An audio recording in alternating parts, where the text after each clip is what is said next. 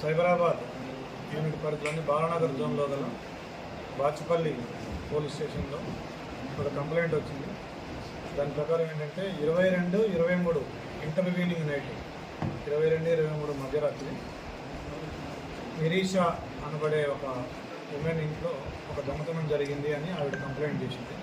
ఆ దొంగతనంలో ఒక 25 తులాల బంగారం, ఒక 15 తులాల సిల్వర్, మొత్తం కలిపి 13 వస్తువులు పోయినాయని చెప్పేసి ఆవిడ కంప్లైంట్ చేయడం జరిగింది.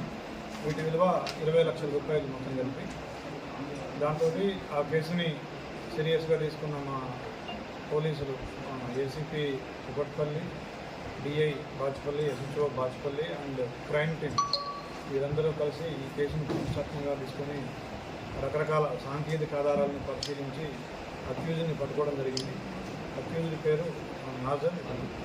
ఇతని దగ్గర ఈ ప్రాపర్టీని తీసుకెళ్ళి శోభారాణి అనే ఒక లేడీ కూడా ఇవ్వడం జరిగింది. ఆవిడ రిసీవర్. ఆవిడ కూడా 35 ఇయర్స్ ఉంటుంది.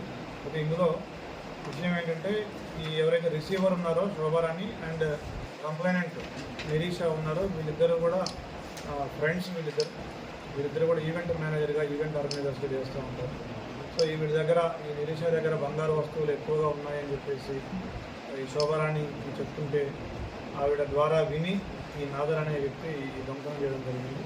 22వ తారీఖు రాత్రి 2 గంటల సమయంలో ఆవిడ బయటికి వెళ్ళిన విషయం, వేరే ఈవెంట్ కోసం వేరే ఊరు వెళ్ళిన విషయం తెలుసుకొని అతను ఇంట్లోకి ప్రవేశించి దొంగతనం చేసినాడు. ఆ దొంగతనం చేసిన సొత్తు అంతా తీసుకెళ్ళి ఈ శోభారాణి ఇంట్లో పెట్టినాడు. అయితే ఈ నాదర్ మీద గతంలో కూడా 6 కేసులు ఉన్నాయి. దాంట్లో ఒకటి మర్డర్ ఫర్ గెయిన్ 2013లో జరిగింది ఇది. తర్వాత 2019లో కేపీహెచ్బి లిమిట్స్లో ఒక 4 కేసులు ఉన్నాయి. 19లోనే బాచుపల్లి లిమిట్స్లో కూడా ఒక పాత కేసు ఉంది. జైలుకి వెళ్ళి 1 సంవత్సరం పాటు జైల్లో కూడా ఉండొచ్చినాడు. నిన్న రాత్రి అతన్ని అదుపులోకి తీసుకోవడం జరిగింది. చోరీ సొత్తు అంటూ కూడా ఇంటాక్ట్గా రికవరీ చేయడం జరిగింది. ఈ గుడ్ వర్క్ చేసినందుకు ACP Kukatpally, DI Bachupally, SHO Bachupally and crime టీమ్ని అభినందిస్తున్నాను. Thank you. మళ్ళీ పీడిఎఫ్ మళ్ళీ ప్రపోజ్